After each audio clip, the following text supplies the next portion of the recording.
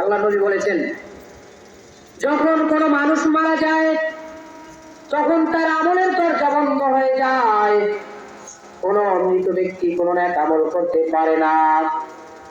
মানুষ মারা যাওয়ার পরে তার মনে চায় নেক আমল করতে, কিন্তু সে আর নেক আমল করতে পারে না।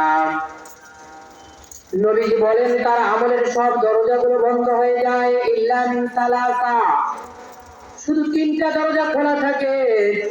ইল্লা মিন সাদাকাতিন জারিয়াতিন আও ইলমিন ইউনতাফাউ বি আও ওয়ালাদিন সালিহিন ইয়াদউ লা। মানুষ মারা যাওয়ার পরে তার আমলের দরজা বন্ধ হয়ে যায়, তবে তার জন্য তিনটা আমল খোলা থাকে। এক নাম্বার হচ্ছে সাদাকায়ে জারিয়া।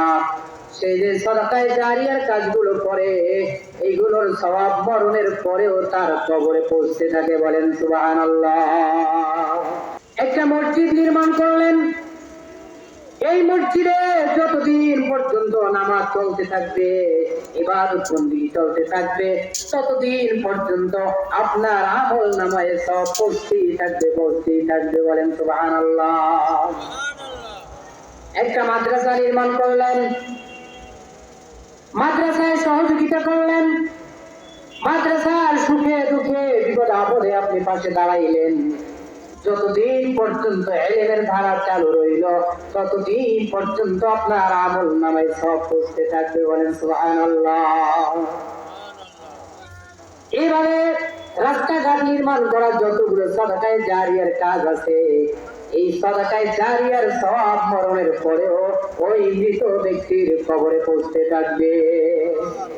দুই নাম্বার হচ্ছে ইলমের পথ। যে কোনো ভাবে ইলমের কাজে যদি আপনি সহযোগিতা করেন, একজন তালিবুল ইলম ইলম শিখতেছে, আপনি তাকে প্রত্যেকটা মাসে 500 টাকা দিয়ে সহযোগিতা করতেছেন।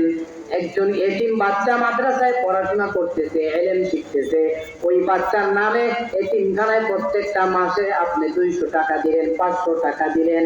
যতদিন পর্যন্ত এই ইলম চালু থাকবে ততদিন পর্যন্ত আপনার আমল নামায়ে সওয়াব চালু থাকবে। বলেন সুবহানাল্লাহ। এই যুবক ভালো করে বুঝো, তৃতীয় পদ্ধতি হচ্ছে ওয়ালাদিন সালেহ, নেক সন্তান। নেক সন্তান রেখে যদি তুমি মারা যাও, তোমার সন্তান তোমার জন্য পড়বে রব্বির হামহুমা কামা রাব্বায়ানি সগীরা। নেক সন্তান বাবার জন্য হাত তুলে দোয়া করবে, বাবা, আয় আল্লাহ, আমার বাবা আমার যেভাবে আমাদেরকে ছোটবেলায় তিলে তিলে বড় করেছে, আয় আল্লাহ তুমি আমার বাবা আমাকে কবরেও সেভাবে শান্তিতে রাখিও। বলেন সুবহানাল্লাহ।